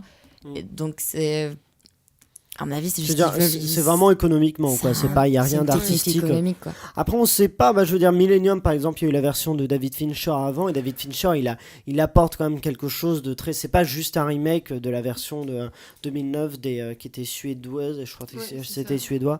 C'est pas juste un remake comme ça. David Fincher, il apporte quand même un univers, il apporte quelque chose. Il peut y avoir des plus-values dans un remake. Dante. Non, je voulais juste dire que j'aime beaucoup Millennium, c'est un de mes films préférés. Et je trouve que c'est pas tellement un remake du film suédois, c'est juste une autre version du livre en fait. C'est du bouquin en fait, ce que j'allais dire. Oui, Là voilà. en l'occurrence c'est encore plus différent parce qu'ils sont juste partis du même bouquin. C'était pour faire une version pour le marché américain j'imagine, mais moi j'aime beaucoup ce film. Oui, mais ils l'ont fait en lien parce que le film a marché, a marché, du coup ils ont voulu faire une version américaine. Il y a quand même ce lien au premier film. Mais je pense que la question en fait se pose aussi, surtout là on part d'une adaptation quand même pour Millennium, mais qu'est-ce qui motive le fait de faire un remake à part l'argent? C'est quand même de se dire c'est une histoire qui a le mérite d'être réadaptée, et c'est dans le fond c'est un principe qui fonctionne très bien au théâtre. Pourquoi est-ce qu'aujourd'hui on monte encore du Shakespeare? C'est des textes en soi qui datent de la Renaissance, donc on peut se dire oui bon voilà, on commence à les connaître un peu, l'histoire d'Hamlet, tout ça, de Macbeth, mais pourtant elles sont montées sur scène. Donc un remake pareil, pourquoi réactualiser une histoire? Et je pense que malheureusement dans certaines sorties récentes au niveau des remakes, on voit pas quelque chose de très incarné, quoi. Enfin, il y a pas on sent pas vraiment la patte de l'auteur ou du scénariste et du réalisateur sur l'histoire. Il y a un remake, tu veux dire? Je trouve que dans beaucoup de remakes récents, on ne sent pas. Mais le principe d'un remake, justement, c'est aussi de sentir ça, de sentir cette vision d'un réalisateur. C'est un regard sur une histoire et pourquoi on la montre aux gens aujourd'hui. Ça dépend, parce que par exemple, De battre mon cœur s'est arrêté, c'est un remake du film de Fingers de James Toback, c'est ça. Et du coup, c'est un remake, et pourtant Jacques Audiard, il a apporté sa patte. Parce qu'en fait, le film de Toback, Fingers, c'est une sorte de nanar. C'est un film qui a été fait avec peu de moyens et dans lequel le réalisateur a peu d'intention artistique. Il y a Hervé Kittel d'ailleurs dedans. Et De battre mon cœur s'est arrêté, c'est une version avec beaucoup plus d'intention, beaucoup plus, même si c'est pas personnellement le film que je préfère d'Audiard, il revisite quand même, il apporte son univers, Jacques Audiard. Après, moi là dans les remakes et slash spin-off récents, moi ce qui m'a plu c'était en y repensant en fait, c'est le Halloween qui est sorti il y a pas longtemps là David Gordon Green. Voilà, merci. Et c'est un remake de celui de Carpenter, du Halloween de Carpenter. Et en fait, pour avoir vu les deux, je me suis dit que c'était plutôt intéressant de remettre en fait, déjà de refaire jouer Jamie Lee Curtis dans ce film. On la voit, en fait, on se doute qu'elle a passé toute sa vie à complètement traumatisée de cette nuit d'Halloween qu'elle avait vécue en étant jeune. Mais là, en fait, ça montre aussi... il s'intéresse aussi aux conséquences sur la famille. Et il montre, en fait, ces 3 générations de femmes qui essayent de s'emparer de cette histoire et de voir comment elles peuvent vivre avec. Et je trouve que ça questionne aussi le besoin qu'on peut avoir... dans notre société soit de super-héros ou de figures à l'opposé des super-héros, de super-villains, quoi. Et je trouve que c'est plutôt... On sent la licence d'anglais, là. L'anglais et l'allemand, c'est merveilleux. Mais enfin voilà, je trouve que c'était plutôt bien approprié parce que c'est un film qui montre ces 3 personnages de femmes-là sans être pour autant un film de femmes, qui montre volontairement des femmes fortes. Je trouvais que ça reste un film d'horreur où on a cette tension et on a ce lien avec l'histoire d'origine, mais ça le montre différemment. Oui, c'est Elsa, oui. Mais du coup, là, je voulais juste revenir sur un point de vue vraiment économique, comme tu l'as abordé. C'est-à-dire que, est-ce que du coup, Hollywood le fait à chaque fois de se baser sur ces spin-offs, ces remakes, est-ce que finalement, ils rentrent pas un peu dans un cercle vicieux de saturation de tout ça, et du coup, c'est encore plus dur à chaque fois pour ajouter de l'originalité, puisqu'ils bougent déjà toutes les entrées avec leurs spin-offs, leurs remakes qu'ils mettent, et du coup, finalement, c'est un cercle vicieux, je trouve, pour moi. Il n'y a plus d'originalité qui arrive vraiment à s'incruster. Je suis d'accord avec toi dans le sens où oui, il faut leur laisser... J'arrive Ouais. Dante, je suis désolée. Non, c'est pas grave, je suis en train de démarrer, il n'y a pas de problème. Non, mais je suis d'accord avec toi, Elsa, en fait, sur le fait que c'est... on peut pas avoir principalement de la place que pour les remakes. Enfin, je trouverais ça quand même très dommage. Parce que là, en saga originale, ou je sais pas, vraiment un film... qu'est-ce qui a marché là récemment? Quelque chose d'original et qui... Là, ils ont essayé Darkest Mind. Je pense que c'était un truc nouveau. Ouais. Ça n'a pas marché Ça a pas du marché, tout. ouais. Mais alors, J'ai vu, pas ouais. du tout. Mais dans le format et tout, c'était pas du tout nouveau en fait. Enfin, je veux dire, Oui, c'était le même l'histoire et principe tout, que Hunger c'est- Games et que tous C'était les quand trucs même comme une ça. nouvelle Mais saga, c'est des mais films là, qu'on a vu 15 fois déjà. Mais je veux dire, là, il y a rien. Moi, je vois pas rien vraiment qui est original, qui a marché. Le dernier truc que je me souviens, ça devait être Hunger Games, effectivement. Ah oui, de saga pour. tu veux dire pour jeune. Original, ouais. il y a American Nightmare pour le coup. Ouais. Mais là, en l'occurrence, moi j'ai trouvé qu'ils avaient une super idée et qu'ils l'ont là, ils sont totalement, partis ils l'ont totalement perdu. Dante, ouais. Bah, moi je trouve que cette saturation de remake et de spin-off, tout ça, ça montre un peu à quel point la créativité dans l'audiovisuel, elle s'est déplacée du cinéma vers la télévision et les séries en fait. Parce que le seul endroit où vraiment on trouve des histoires intéressantes et des mises en scène un peu novatrices, tout ça, maintenant c'est sur Netflix, c'est sur HBO, c'est... Sur la mise en scène, non. Sur les histoires, oui, mais en fait, même la les mise en histoires, scène, c'est juste l'idée de Bah, départ, parce qu'après, le fait qu'ils partent sur 8 saisons, c'est plus original. C'est comme un film, c'est le principe de on fait un film, puis il y a le second qui sort, puis il y a le troisième. Moi je pense à Daredevil par exemple, où il y a énormément de scènes d'action qui sont hyper bien réalisées, hyper bien chorégraphiées, à chaque fois c'est en plan séquence et tout, et c'est des trucs, enfin des films d'action comme ça, on en voit plus au cinéma depuis très longtemps. Spectre, moi j'ai pas aimé le dernier James Bond Spectre, mais Oui, la mais séquence d'intro, c'est un super plan séquence. Yes, elle était super bien d'ailleurs. Oui, c'est le seul truc un peu fascinant du film. Mexico. Ouais. Atomic Blonde aussi, c'était pas mal. Ouais, je voulais le voir, je l'ai pas vu. Ça avait l'air trop bien. Ouais. Bah, l'action est pas mal, le film en lui-même. Ouais, non, mais on y va pas, on y va pour l'action. Il y a des choses à dire, mais franchement, en termes de. Non, moi j'ai beaucoup aimé Atomic Blonde. Hormis. Enfin, l'histoire, effectivement, mais pour les scènes, la mise en scène est très stylée. Mais est-ce que vous pensez que ça a toujours été le cas ? Est-ce qu'il y a toujours. Est-ce que le cinéma hollywoodien a toujours eu des remakes ? Finalement, c'est pas faux. Quand on voit, par exemple, Star is Born, c'est la 4e version. La première, c'est 1937. C'est 1937. Ensuite, il y a eu 1954, 1976 et maintenant 2018. Donc, c'est vrai que finalement, c'est peut-être pas nouveau, cette question-là. Oui, finalement. Du manque d'originalité. Il y a beaucoup d'histoires qui reposent sur des mythes, sur des traditions. Et je pense que le cinéma fonctionne un peu pareil. Il y a des films cultes et il y a des histoires qui marchent et qui fonctionnent bien à l'écran parce que aussi elles questionnent certains aspects de notre société qui peut-être parfois sont remis brutalement sur le devant de la scène où il y a des moments où évidemment c'est le moment de sortir le remake de certaines histoires, mais il y a aussi des moments où c'est bien de revenir à ces espèces de grandes histoires mythiques que tout le monde connaît et ça nous reconfronte à des questions qui sont toujours pas vraiment résolues en fait. Et dernière question, est-ce qu'il y a des remakes qui vont sortir que vous attendez je sais pas, c'est des remakes ou des suites ou quelque chose de pas original. Jean-Christophe et Winnie, je pense que c'est sorti déjà. C'est déjà sorti. Là, j'ai loupé. Alors ça moi, je suis allé le voir et c'était un enfer. C'était moyen. Ah bah il y a Mary Poppins si tu veux. Ah oui. Dans le même genre. Mais lui, j'ai très envie de le voir, Mary Poppins. Moi non. Ah moi non. Lui je sais pas. Moi je sais pas. J'aime bien cet univers-là. Je trouve ça intéressant et. Moi j'ai très peur que ça. Je pense qu'il y a aussi un truc où les remakes en fait je suis très prudente parce que quand j'ai vraiment aimé le film original, il y a cette espèce de bulle dorée que je n'ai pas du tout envie de percer avec la nouvelle version et là en ayant vu la bande-annonce de Mary Poppins mais en fait à mon avis les remakes faut aussi les voir dans un sens où c'est pas forcément pour ceux qui ont déjà vu les originaux. C'est que Mary Poppins les enfants de maintenant qui sont habitués des masses au 3D au truc et tout, Mary Poppins ils supporteront pas de le regarder pour l'esthétique. Nous on adore, nous on est né là-dedans, mais moi mon petit frère il peut on pas est né un regarder peu des après films quand même. là dedans je veux dire ça a bercé notre enfance pour le coup. Les Allemands étaient déjà partis mais non mais je veux dire c'est un esthétique qu'on a connu donc on est moins réticents. Je dis ça, je parle déjà de mon frère qui a 3 ans de moins et qui est pas dans le ciné, des films en noir et blanc genre nada, jamais de la vie il va en regarder. Des films des années, même je pense l'esthétique de Will Hunting que moi je suis totalement fan et qui est pas très loin pour le coup, même ça il pourrait pas le regarder parce que et je pense que du coup ces remakes là il y en a aussi plein qui permettent finalement de rendre hommage. J'ai utilisé le terme tout à l'heure et en fait je l'ai un peu trop basé je trouve. Parfois ça permet justement de faire connaître des choses aux gens qui juste par un esthétique ou par parce que la culture elle est quand même très vaste cinématographique peuvent se remettre à le voir. Star is Born, je ne connaissais pas. Passons à la suite. Je vous propose d'écouter une musique. Vous allez me dire, est-ce que vous savez de quel film elle vient ? J'appelle de tous mes souhaits. Je sais pas si vous entendez assez bien. Un peu. Est-ce que vous reconnaissez, non ? Aurélien sous la douche. Je reconnais le timbre de voix.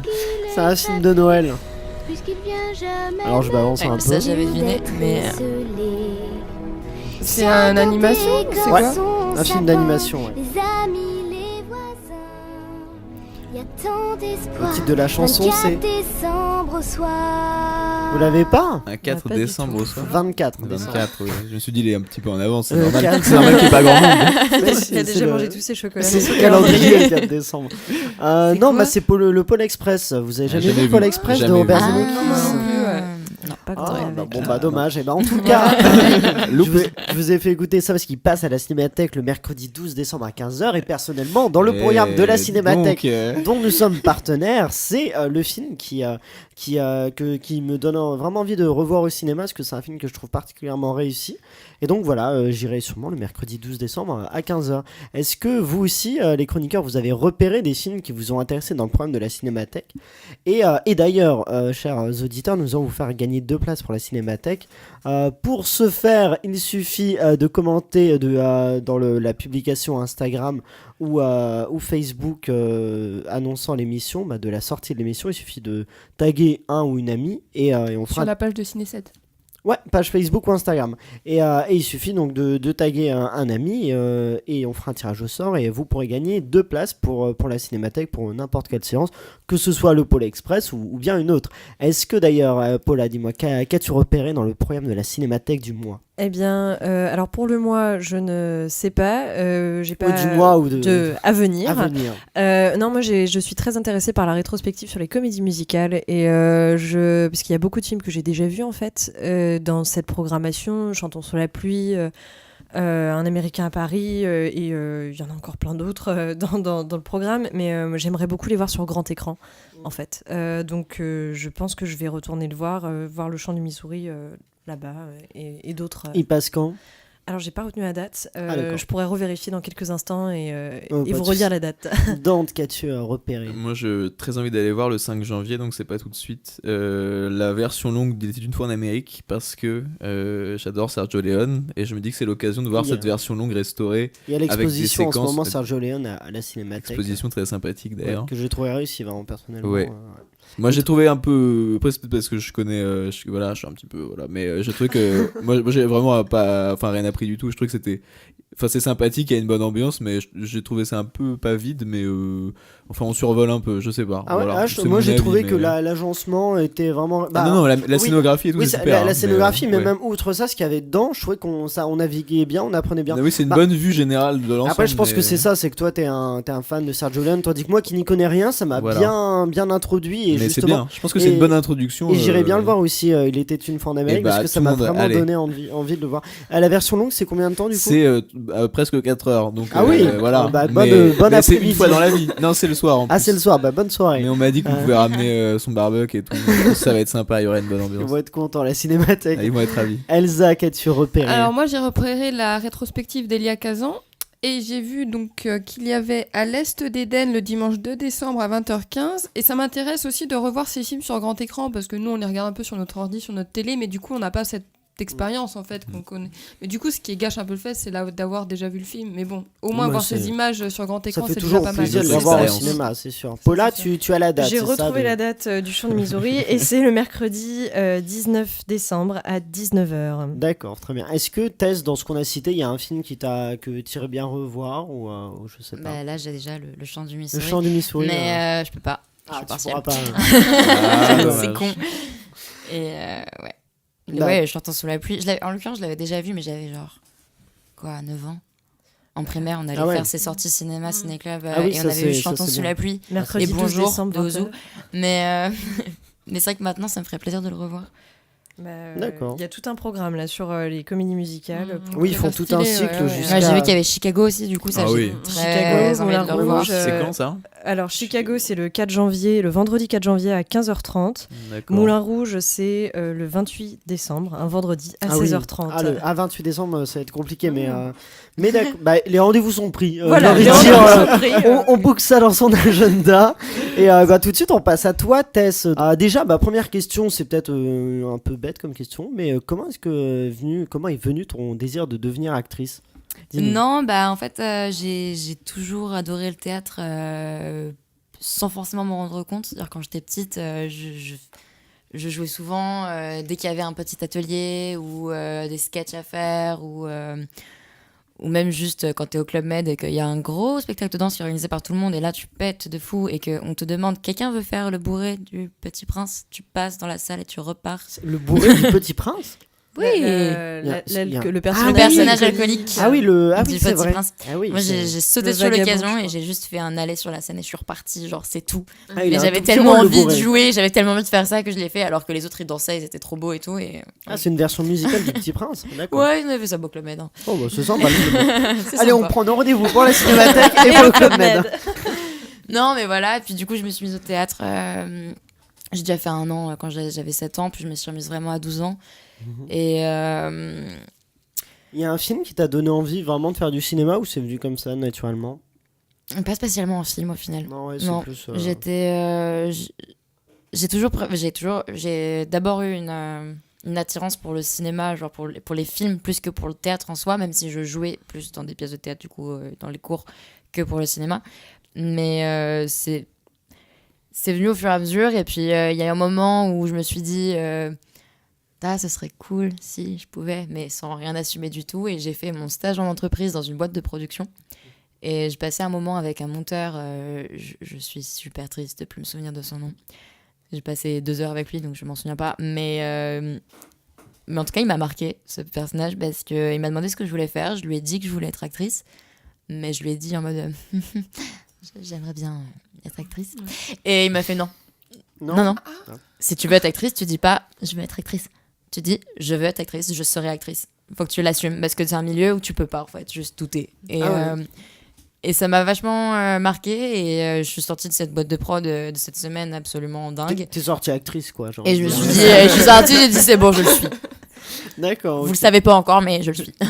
D'accord. Et après t'as commencé à. Et après j'ai commencé à faire les cours Florent. J'ai rencontré un agent assez rapidement, avec beaucoup de chance, et j'ai commencé les castings au lycée. D'accord, ok. J'ai vu, je crois dans une interview, tu disais que c'était un besoin pour toi d'être actrice. Ouais.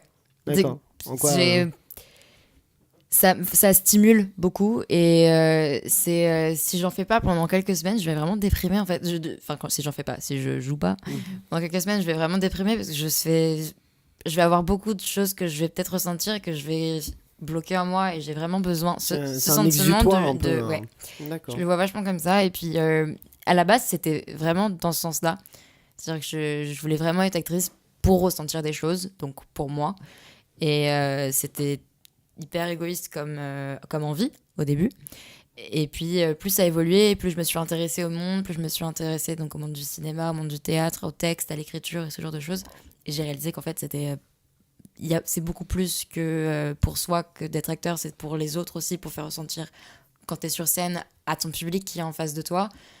Et dans le cinéma, en fait, c'est faire partie d'un plus gros truc qui peut faire pas changer les choses, mais si, un peu finalement.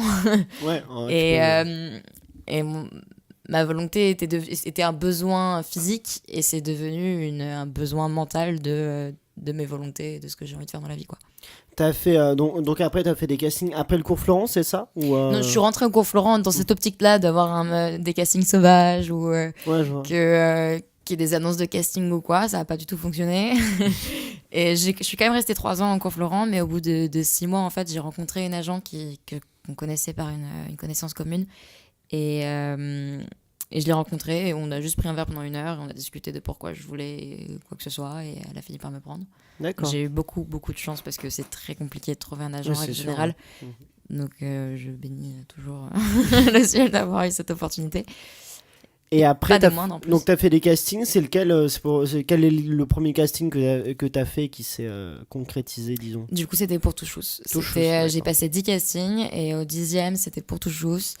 J'étais en première. Le film avec José Garcia, c'est une comédie sortie en 2016, en janvier 2016. François Prévost-Légoni et Stéphane Archibald. Oui, c'est ça, les réalisateurs. Et donc, t'as un personnage secondaire, c'est ça? Ouais, je suis un des seconds rôles où, en fait, donc l'histoire se centre beaucoup sur José Garcia et sa fille, Manon Valentin. Et sauf qu'on est en classe de neige, donc il y a tous ses amis et toute la grosse bande la petite bande de Manon. Et Enfin, du coup, oui. Et moi, du coup, j'étais sa meilleure amie.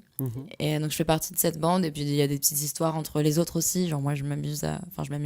Je suis amoureuse d'un mec, mais il me plaît pas physiquement. Du coup, je le modèle à mon image.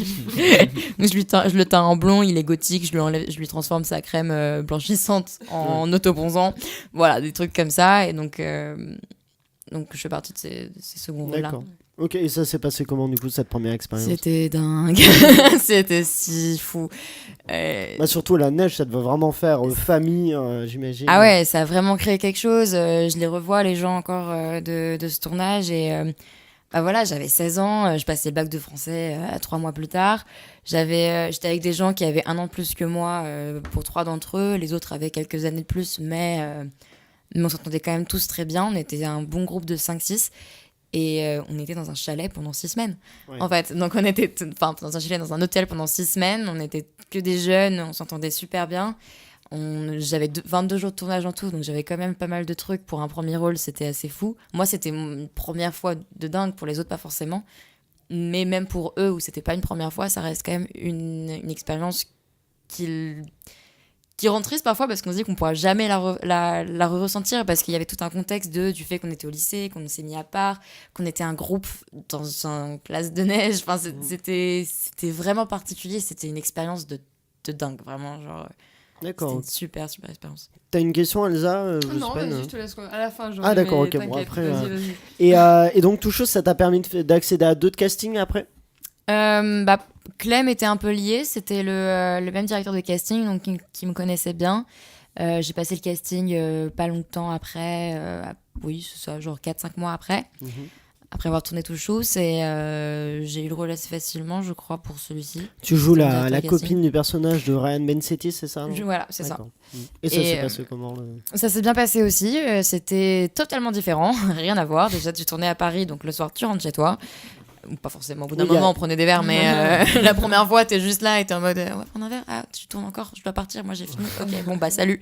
Ouais. Donc c'est un peu moins il y a moins ce côté famille ouais, il y a beaucoup moins ce côté convivial et côté famille que tu peux quand même avoir autrement, hein. C'est quand tu tournes beaucoup, moi en l'occurrence je tournais pas beaucoup, j'avais 5 dates par saison, donc c'était pas énorme. Enfin sur 2 saisons j'avais 5 dates, 5, 10 bref. 10 dates. Et c'était éparpillé sur l'année en plus. C'était, j'en avais genre 4 en juin-juillet, et j'en avais en septembre 3, et puis ça la même chose pour l'année d'après, donc c'était un peu c'est pas la même chose. Et quel est le rapport aussi entre un tournage de cinéma et un tournage de télévision du coup? On prend beaucoup plus le temps pour le cinéma. Ouais. Pour le cinéma, on prend vraiment le temps de refaire les choses, etc. Alors, bon, en l'occurrence, Clem, c'est des épisodes d'1h10, 1h20, donc en fait, on prend quand même le temps. C'est quand même rapide, c'est quand même beaucoup plus rapide qu'un film, mais c'est pas Les Grands ou pour aller à l'extrême Plus belle la vie, où tu tournes plus de 8 minutes, Plus belle la vie non, mais Les Grands ils tournent 8 minutes utiles par jour, ce qui est énorme. Et nous on avait on tournait 3 scènes dans la journée, 3-4 scènes, c'est pas énorme, c'est rien. 4 ou 5 maximum quoi. Et du coup, pour le tournage, je veux dire, tu t'es bien inséré dans l'équipe du tournage, je sais pas, parce que c'est une famille déjà, t'es arrivé à la saison 6 ou quelque chose comme ça, non? 5 ou 6, en tout cas. Ouais, je suis arrivée à la saison 6 ou 7, 6 et 7. Et du coup, ils se connaissaient déjà bien, je sais pas, c'était facile de s'insérer en fait, moi, je suis arrivée quand ils ont changé l'actrice de Salomé. Ah oui, là. Donc, c'est devenu Léa Lopez, je suis arrivée, elle était... dans tous les cas, c'est une fille qui est très ouverte, qui est très sympa avec tout le monde, donc j'ai pas eu du tout de mal à m'entendre avec elle. Mais déjà dès le début, en soi, elle aussi était un peu nouvelle, même si ça faisait plus longtemps qu'elle était arrivée. Elle a été, je me suis très vite entendue avec elle. Après, j'avais beaucoup moins de scènes avec elle qu'avec Ryan, et j'avais pas forcément de scènes avec les groupes. C'était beaucoup qu'avec Ryan. Et les 2 premiers jours, c'était un peu découverte, et après, quand on s'est revus 6 mois après, c'était toujours très bien. Enfin, on s'est très bien entendu tout de suite, et donc j'ai pas eu de mal à m'intégrer. Carole Richet a été adorable avec moi. Il y avait une scène où c'était genre le mariage.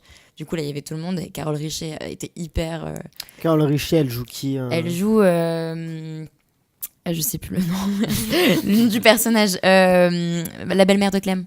Oui, je vois, d'accord, ok. Marie-France. Oui, je crois que c'est ça. Je joue Marie-France. Et je sais pas, on avait discuté. Elle m'avait un petit peu... j'ai pas appris la vie d'une certaine manière. Il y avait bien ce côté-là, elle était très sympa. Et Agustin Galliera aussi, mais adorable. J'ai dû le voir quelques fois et la dernière fois je suis passée devant le tournage par hasard et il m'a vu de loin, il m'a appelé et il était tout de suite hyper sympa alors que ils sont très ouverts, donc c'était assez cool, ça n'a pas été compliqué. D'accord, ok. Et après, tu as fait dernièrement, tu as joué dans Nicky Marianne, c'est ça? Ouais. Est-ce que tu peux présenter un peu rapidement le court-métrage? Alors, c'est un film de Guillaume Caramel, que j'aime beaucoup, que j'ai découvert sur le tournage. Donc, il m'a pas casté en l'occurrence, c'était un comédien qui jouait dedans, qui m'a conseillé, il m'a donné le rôle. Et je me suis très bien entendue avec ce réalisateur parce qu'il est, il est très doué et il est très, très humain. Bref, je l'adore. Et le film en soi, ça parle de Nicky Marianne. Ça parle pas vraiment de Nicky Marianne. Ça parle de Pierre, qui est amoureux de Nicky Marianne. Et qui est joué par Pierre, c'est Oscar. C'est Oscar. C'est Oscar Berthe. Oscar Berthe. Qui joue aussi dans Touchous. Qui jouait dans Touchous avec moi et c'est grâce à lui que j'ai eu le rôle en plus. Et en fait, donc... Pierre est amoureux de Nicky Marianne et qui est un peu une de ses meilleures potes, genre. Sauf que Nicky Marianne, c'est un peu la princesse de la soirée et d'ailleurs c'est chez elle la soirée.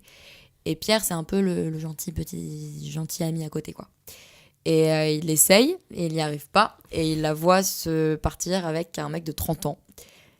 Et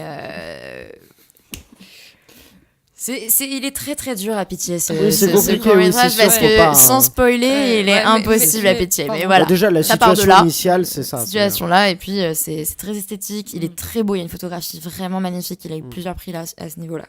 C'est drôle. Moi, je ris à chaque fois que je le revois, en fait. Ça me fait plaisir. C'est vraiment le premier film où j'ai aimé le revoir plusieurs fois. Ouais. Parce qu'autant Touchous, je l'ai fait parce que fallait bien. Mais c'était horrible. Horrible de se voir à l'écran. En plus, c'était la première fois. C'était vraiment bizarre. Clem, je l'ai regardé qu'une seule fois. Pour le coup, je me suis pas amusée à le revoir plusieurs fois. Mais je l'ai quand même regardé. Et Nicky Marianne, je le suis à chaque fois qu'il a un festival à Paris. Je suis aux côtés de Guillaume et j'aime le revoir en fait. Vous avez eu, tu sais dans combien de festivals vous avez été sélectionné? Beaucoup trop pour que je sache. Vraiment, je sais pas. Je pense une cinquantaine. Que visuellement, il est vraiment très très beau. Elsa, j'ai vu la bande-annonce du coup et effectivement, on a l'impression que c'est vraiment esthétique, visuel et même au niveau. Alors, je sais pas du tout comment ils sont à l'intérieur parce que j'ai pas vu le film. J'ai vu la bande-annonce. C'est Warax qui fait la musique. Et ça a l'air très stylé. Et c'est pour ça que ça a l'air d'être une question d'ambiance aussi un peu. Je sais pas. Il y a une vraie ambiance. Il y a un rythme qui. Il y a un rythme qui est joué par le scénario, par le texte, les dialogues du scénario, par la musique qui ponctue le montage aussi, et une photographie sublime, et les petits renversements de scénaristique qui sont assez inattendus et assez, pour le coup, incompréhensibles pour certaines personnes. Il y a plein de personnes qui n'ont pas compris la fin, d'autres qui disent c'est évident. Oui. Moi, je fais partie de c'est évident. Moi, j'ai travaillé dessus, donc pour moi, c'est évident. Mais c'est vrai qu'il y a certaines personnes qui n'ont pas forcément compris la fin parce qu'il y a un twist. Après, finalement, s'ils n'ont pas compris, c'est pas plus mal non plus. C'est pas plus mal, c'est quand même intéressant. Ça demande pas à être non plus. Oui, je sais pas, moi, ça m'a suffi comme ça. Moi, je crois avoir compris. Je cherche pas à chercher plus loin, en fait. Ouais. C'est comme ça. Ah, drôle. Et puis tout. D'accord. Ouais. Ouais, non. Dante, est-ce que, je sais pas, tu as des questions pour Tess? Ça sort encore Nicky Marianne parce que ça a l'air bien. Tu peux suivre l'actualité des festivals pour l'instant sur Polygone Cinéma sur Facebook ou Instagram. Mais le truc, c'est que vu qu'il tourne encore, c'est un court-métrage de 15 minutes. Quand il aura fini, pour l'instant, il continue. Donc, pas tout de suite. Ça fait 1 an et demi et il est toujours en train de. Je vais guetter alors les festivals. Paula, as-tu des questions? Moi, il y a des questions que tu as déjà posées pour moi, Aurélien, du coup. Désolée. Mais c'est pas grave. Non, moi, j'étais intéressée pour savoir en fait, qu'est-ce que ça fait quand, justement, j'ai l'impression que toi, tu as pu connaître un peu les 3 milieux. Tu connais le théâtre, le cinéma et la télé. Et est-ce qu'il y a une ambiance dans laquelle tu te sens le mieux? Et est-ce que chaque ambiance t'apporte un peu? Enfin, quel est le chemin dans lequel tu te vois continuer ta carrière, quoi? Est-ce que tu te vois faire les 3 ou... Mais en fait, je pense que je supporterais pas de devoir en enlever un. Parce que là, en fait, du coup, voilà, j'ai réalisé un court-métrage de 5 minutes, moi, il y a 2 ans maintenant, un truc comme ça. Un an et demi. Me regarde. Je sais pas. Qui s'appelle Solidarité féminine. C'était pour un concours Nogenophobie. Oui, c'était il y a 2 ans, je crois. C'était il y a 2 ans, du coup. Et oui, c'était il y a 2 ans. Et j'ai adoré réaliser, vraiment. Pour le coup, je l'ai pas recommencé à réaliser encore parce que j'étais un petit peu prise par les cours, tout ça, et j'écrivais un scénario un peu trop compliqué pour être réalisé tout de suite, en plus. Et du coup, je suis passée derrière la caméra, devant la caméra, sur scène, pour rien de professionnel pour le coup, juste toujours, j'ai déjà fait des représentations pour les cours et des trucs comme ça. Juste une question du coup, ça t'intéresserait de faire de la mise en scène ou pas ? Et là actuellement, en fait, jeudi prochain, là je suis en train de monter une pièce qui s'appelle Ogre de Jan Verburg. C'est une pièce qui est sortie il y a 2 ans sur l'homophobie. Donc on suit beaucoup d'histoires dans les 4 coins du monde, donc toujours documentées. Donc la plupart sont des vrais faits divers. Il y a toujours quelque chose de véritable dans chaque scène. Et juste, il l'a romancé parce qu'il écrit très bien. Et c'était jusqu'à aujourd'hui. Donc le dernier, c'était 2014 parce qu'il l'a écrit en 2015. Mais c'est toujours hyper actuel. Et ça, c'est un truc que je mets en scène en ce moment dans mon conservatoire, parce que je fais aussi un conservatoire d'arrondissement à côté de la fac. Donc je suis en conservatoire du 16e. Et on a ce qu'on appelle des cartes blanches, où on peut... en fait, le conservatoire nous prête la salle pour une date. Donc c'est mon projet à moi totalement. Genre le prof n'a jamais eu son regard dessus. Bon, il a eu un regard hier, mais en l'occurrence c'était un regard juste parce qu'il était curieux. Mais il a jamais juste parce qu'il passait par là, il a juste regardé. Il voulait être là un petit peu avant d'avoir la surprise. Et mais sinon, toute la mise en scène, ça fait 3 mois que je suis dessus, et c'est que moi que mon avis. Après, je suis très ouverte, donc mes comédiens, je les laisse beaucoup parler et je leur demande beaucoup leur avis aussi. Mais et ça t'intéresse du coup la mise en scène? J'adore en fait. Je déteste le côté organisation, tout ça me frustre plus au point. Mais oui. Pas le côté de production, le côté prod, vraiment c'est horrible. Artistique. Ouais. Le côté artistique où quand j'ai tout. En fait, je gère 20 comédiens en plus, donc c'est pas très facile. C'est un peu compliqué. Mais ça va, j'ai réussi à plus ou moins gérer le truc. Et chaque fois que je devais diriger une scène, j'avais plein d'idées, et je me suis découverte ça parce qu'au début j'étais un peu partie sur la mise en scène, c'est pas spécialement mon truc. Moi j'ai pas forcément d'idées quand je dois faire mes scènes et tout, alors que là quand c'est pas ma scène, que je suis pas dedans, j'adorais diriger mes comédiens, j'ai toujours plein de trucs qui me viennent à l'esprit, et j'ai découvert que même la mise en scène j'adore. Donc j'aurais envie de faire un peu de tout. Après c'est vrai que du coup j'ai jamais fait tout sur la même période. C'est-à-dire que là, ça fait 3 mois que je suis sur Ogre, en mise en scène. Je joue dedans aussi, pour une scène. Et j'ai tourné La Vérité si je mens, les débuts, un jour dedans. Ah, tu joues dedans ? Ouais, j'ai tourné un jour le mois dernier. Et donc j'ai eu un petit peu le rappel de ce que c'est qu'être devant une caméra aussi. Oui, devant une caméra aussi. Mais en règle générale, j'ai pas trop pu comparer vraiment sur une même période. Je préfère vraiment ça à ça. J'adore être sur un plateau de tournage, que ce soit derrière, devant la caméra, je m'y sens bien. Sur scène, c'est pareil, que je sois dans le public en train de diriger ou sur scène en train de jouer. Pas de préférence, donc. J'arrive pas encore à choisir. Donc pour la réalisation, tu nous parlais de ton court-métrage Solidarité féminine. C'était pour un concours, c'est ça, de Lisa Azuelos, organisé par Lisa Azuelos. Lisa Azuelos a créé une association qui s'appelle No Gynophobie, qui en fait met en avant toutes les discriminations, les agressions ou les violences contre les femmes. Et moi, c'était la 2e année en fait qu'elle organisait un concours de court-métrage de moins de 5 minutes sur les violences contre les femmes. Mon année, la première année, c'était les violences contre les femmes, et l'année où j'ai participé, ils avaient commencé par donner un thème qui était les violences contre les filles dans les écoles. Et c'est pour ça que je suis partie sur le manque de solidarité féminine dans les lycées, sur le slut-shaming. Et après, le thème a changé, il est redevenu violence contre les femmes. J'étais un peu déçue. Mais j'étais quand même contente d'avoir pu centrer mon sujet là-dessus. Et excuse-moi, on peut le voir où, ce film-là ? Celui-là, pour le coup, il est sur Vimeo. Ça marche. Je l'ai sorti. Je me suis plus, on mettra le lien dans la description. Voilà. Pas d'autres questions pour les chroniqueurs ? Si, j'ai une dernière question. Comment du coup tu fais pour adapter ton jeu entre ces 3... Est-ce qu'il y a une différence de jeu ? Enfin, tu dois t'adapter entre ces 3 univers, le théâtre... Je veux dire, par exemple, c'est peut-être pas la même manière de travailler sur ton jeu. Alors, c'est vrai que du coup, ça peut perdre, parce que c'est vrai que ça n'a rien à voir. Le théâtre et le ciné, c'est 2 jeux totalement différents. Mais il y a quand même des choses qu'on peut apporter d'un côté à l'autre. Et moi, je vais pas dire que j'ai un jeu ciné au théâtre, ni théâtre au ciné, mais déjà, rien que dans la manière dont je structure les choses, dans ma mise en scène, j'apporte beaucoup de cinéma au théâtre. Et j'apporte aussi du théâtre au cinéma. Genre, j'essaie vraiment de prendre ce qu'il faut des deux, et enfin de ce que j'aime en tout cas dans l'un et dans l'autre. Et dans le jeu, j'utilise ça aussi. Je vais pas...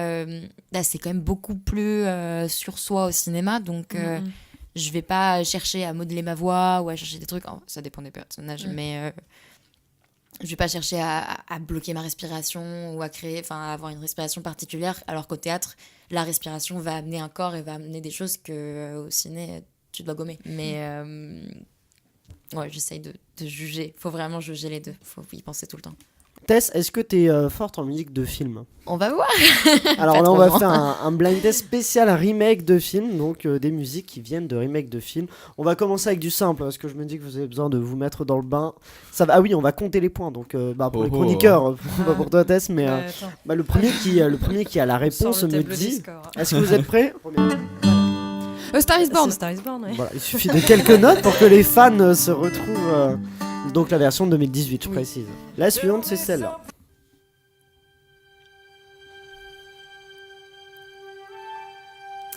Ah, je sens les regards... Belle, la Belle et la Bête. Oui, tout à fait, la dernière version avec Emma Watson. C'est des films que j'ai pas vus. Wow. Ah, ça c'est Sherlock Holmes ? Non, mais c'est vrai que ça ressemble. Ouais. Robin des Bois. Non, mais c'est vrai que la musique est étonnante. Elle passe partout en fait. J'ai essayé. Non, c'est un film de gangsters. Ah mais oui, je suis bête, c'est les infiltrés. Oui, bien tout sûr. à fait, les infiltrés de Martin Scorsese. Voilà. Oui, du coup, j'ai pas précisé, mais La Belle et la Bête, c'était le remake du film de Cocteau de 1946, et Scarface, donc Howard Hawks 1932. Et celui-là, il y a eu un film qui s'appelle Infernal Affairs. Oui, les Coréens. Ouais. Je suis pas sûr que tu puisses dire que La Belle et la Bête c'est le remake de Cocteau, parce que c'est vraiment pas le remake de Cocteau, c'est l'adaptation live de Disney. Genre oui, c'est vrai que c'est vrai. Mais il y a eu un film de Cocteau. Et il y a eu un film français aussi avec Léa Seydoux. Oui, c'est vrai, c'est Christophe Gans. Et Vincent Cassel. Film suivant. Là, ça va aller vite. Les choristes. Ouais. Vous saviez que c'était un remake ou pas pas, les du tout. Non, je choristes? savais pas du tout. Si, c'est un remake de La Cage aux Rossignols, un Voilà. film de 1945 de Jean Dréville. D'accord. Ah oui. Ah ouais, non, Voilà. j'en apprends. Donc là, c'est le point pour Bien qui, sûr. Paula? Tu es l'arbitre. Là, c'était Elsa. Bah, Elsa. Tess quand même. Non, moi, C'était j'ai Elsa. l'impression qu'elle a dit le lait avant moi. Voilà. Allez, hein. Allez. Pour Tess. Alors allons-y pour Tess. Comme Suivant. ça, un point tout le monde. Moi, j'en ai rien. Ah. Je sais pas, mais j'aime beaucoup. Vous avez pas le film? Ça swing. mais Bah, je vais avancer un peu. Ah, Ocean quelque chose, forcément. Ocean N'importe Eleven. lequel. non. 13. Eleven. Non, Eleven. 11. Ok. Ocean... c'est j'ai toi un qui point, l'as dit. non Oui. Attends, J'ai que Un c'est- demi-point. parce Ocean que 14. c'est le remake d'un Voilà. film qui s'appelle Ocean's Eleven de Lewis Milestone et voilà. Ouais, avec Et on ne Frank savait pas ça. Je savais Sinatra pas et que Dino c'était un Martin remake, et tout. Je non, savais c'est pas que ça c'était un remake. Et Je oui. pensais que c'était une autre Mensonge d'une vie. On découvre des choses dans ce blind test des remakes. Alors, est-ce que vous êtes prêts? Le suivant, c'est celui-là. Ah bah ça c'est pour une poignée de dollars. Exact, qui est un remake. Dante De on Fire. The Bodyguard chaud, là. Yojimbo par Akira Kurosawa. Tout à fait, un Voilà. film qui a été On réalisé apprend ça dans l'exposition Sergio Leone. Voilà. de la Allez-y. Cinémathèque. Allez-y. Film suivant, est-ce que donc là c'est le point pour Dante? Film suivant, c'est celui-là. Je vais peut-être avancer un peu parce que. Ah, Il y a une note déjà. après, peut-être que c'est l'intro du film. C'est vrai que ça va être pas On dirait tellement. un film dans l'espace. Genre, Non, c'est Ça un pourrait. film de policier, un film policier, ouais. Un thriller. Un thriller. Voilà. De 1995. Casino. Non. De Michael Mann. Hit. Ah, Ouais. ah, je Oh, mais tout à je savais fait. pas que c'était un Il y a 2 remake. semaines. Et si, C'était un remake d'un film, d'un téléfilm qu'il a lui-même réalisé Ah, qui bah oui, s'appelait d'accord. LA Takedown, qui est sorti en 1989. Plus une à la version différente d'un Euh, scénario qu'il avait déjà écrit. On non enlève, on enlève un point à Dante. D'accord. La suivante, c'est celle-là. Ah, ça c'est Aurélien, je reconnais encore. C'est terrible, Sous hein. la douche. Vous l'avez pas, c'est une comédie musicale celui-là. Signor Contini, it's the signora. L'actrice, elle est très connue. Nine. Oui, tout à fait, c'est Penelope Cruz. Ça fait 2 fois que tu gagnes les points avec Nine. Penelope Cruz dans Nine, et c'est un remake de 8,5 de Fellini qui est sorti en 1963. Du coup, ils l'ont appelé 9 quand ils sont malins, intelligents. Bah, après 8,5, il y a 9. Hein. Le suivant, c'est celui-là. Ah, ça, c'est Gladiator. Voilà, il lui en fallait de quelques. Ah, mais ouais, il faut pas. Et remake, c'est le remake de quoi, Gladiator? De plusieurs films, mais surtout la chute de l'Empire romain, je dirais. D'Anthony Mann, sorti en 1964. Voilà. Tout à fait. Le suivant, c'est celui-là. Alors, le début, moi j'adore. Le début, j'adore. Vous savez pas les premières notes? Si, cette musique. Ah, bah si! Moi j'adore, là, je suis en kiff. C'est quoi déjà? Moi je vais mettre un peu plus loin si vous avez besoin. C'est Charlie la chocolaterie. Oui, de Tim Burton, qui est un remake du film Charlie. Bah, c'est adapté du livre toujours, mais c'est une autre version. Une adaptation. Très bien. Oui, à chaque fois c'est ça. C'est une adaptation. Mais du film, le premier film daté de 1971, et c'était Mel Stewart qui le réalisait. Question suivante, c'est celui-là. Wow. Un film d'horreur de 2010. Godzilla? Non. 2010. Je n'y pas. Un saut? Attends, je vais avancer un peu. C'est un remake. On reconnaît pas tellement en fait, je me dis. Bah, ça pourrait être n'importe C'est quel le thème film principal, en fait. Hein. oui c'est ça. C'était les Griffes de la nuit, la version de 2010. Oh, J'y ai pensé, mais je me suis dit, il y a trop de pas, trop lourd. Ouais. Ça ne pouvait pas être. Pas assez léger pour les Griffes. Lui, il arrive dans la baignoire, tu sais, il est vrai. subtil. C'est pas du tout ça. Alors le suivant, c'est celui-là. Ça,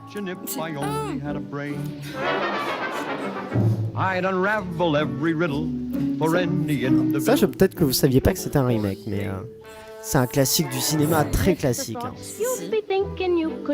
On entend Judy My Garland. Bah, Le Magicien d'Oz. Le Magicien d'Oz, Le t'as ça, Magicien, oui. ouais. Je me disais bien. Oui, le Magicien d'Oz, c'est un remake. C'est un remake. Alors, c'est un livre à la base, toujours, il y a toujours ça. Attention. Mais Il se justifie toujours en me regardant, c'est Oui, ça. je me dis, je vais me faire épingler sur le livre du coup. Ah non, mais c'est de là, il y a eu le film de Larry Simon en 1925 que peu connaissent. Et donc, et celui-là aussi. Alors celui-là, je savais pas du tout que c'était un remake. Et c'est un film récent. Vous allez me dire, je pense que vous allez reconnaître vite. Du coup, c'était point pour qui? Tess. D'accord. La musique est magnifique. Ah mais dessus. oui, c'est quoi déjà ça? Et je savais pas que c'était un remake. Le film, il est sorti en 2014. C'est pas là. Je crois. Ou 2015. Alabama Monroe? Non. Non. 2014, il est sorti. Janvier 2014 en France. Allez, avec Captain Fantastic? Non. Non. Mais ça peut être un peu l'idée. Bah alors, un film de Ben Stiller. Walter Smith, là, je sais pas quoi, là. La vie rêvée de Smithy, là. Tout ça compte ça. On va l'accorder à Elsa, mais c'est la vie rêvée de Walter Mitty. Ouais. Mitty, pas Smithy. Et, Walter Smithy. Et ça, je savais pas que c'était un remake, pour le coup, je crois que c'est vraiment un remake du film de 1947 de Norman Z. MacLeod. D'accord. On en apprend. C'était la vie rêvée de Walter Sweeney du coup. non Walter Mitty. La musique suivante, c'est celle-là. Est-ce que vous l'aurez celle-là? Je sais pas.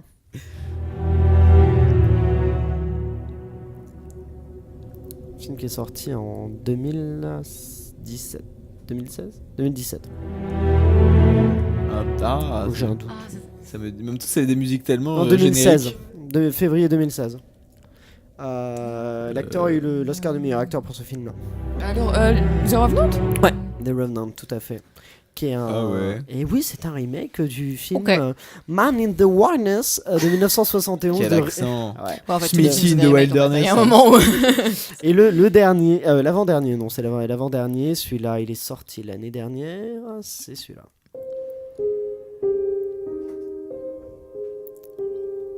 Un film d'horreur sorti en septembre 2017. Oui, tout à fait. Tout à fait. J'adore Qui est ce film. c'est adapté du livre de Stephen King, mais c'est le remake remake du téléfilm. Il y en a eu un autre. Non, mais... Ça, je savais. Et le dernier, c'est parti. Est-ce que vous l'aurez... Oh là, j'arrive pas à dire. Allez. Est-ce que vous aurez celui-là? J'aime bien parce que les gens sont à fond, mais personne ne l'a pour l'instant. C'est pas High School Musical. Non, non. On dirait du Grise, mais c'est absolument pas une musique de Grise. Her. Non. Her. Non. Hairspray. Oui, Ouais, j'allais Hairspray, dire tout ça. à fait. ça. Et oui, mais c'est Tout moi à qui ai fait. gagné, Et Elsa. bravo Dan. remake du 1980 du film de 1988 de John Waters. Oui. Alors Ouais, les ça, points, c'est- l'arbitre Paula va nous Eh ben, dire. c'est Dante en Ah, tête avec oui. 6 points, Elsa 5, Tess 3 et moi 1. Voilà. Bravo. C'est parce que Mais t'étais écoutez, arbitre. les C'est points. vrai, Les c'est points. l'arbitre. Et bah parfait, sur ce nous allons nous quitter. Nous nous retrouverons mercredi dans 2 semaines pour une nouvelle émission avec toujours plus de débats, d'accords, de désaccords et surtout plus de passion, j'ai envie de dire. Si toi auditeur tu as aimé ce podcast, bah, n'hésite pas à le partager. Si tu veux être tenu au courant de la sortie du prochain, tu peux aimer la page Facebook ou Instagram de l'association Ciné7, Ciné7 en lettres tout attaché. D'ailleurs n'oublie pas de participer au jeu de la Cinémathèque. Merci à vous tous chroniqueurs d'avoir fait vivre cette émission. Merci à toi Tess d'être venue, Merci d'avoir à toi. été notre première invitée. Et merci à toi, auditeur, de nous avoir écoutés. Je vais sans plus tarder laisser le mot de la fin aux enfants du paradis. Oh non, vous n'allez pas m'abandonner comme ça. Dites-moi au moins quand je vous reverrai. Bientôt peut-être, sait-on jamais avec le hasard.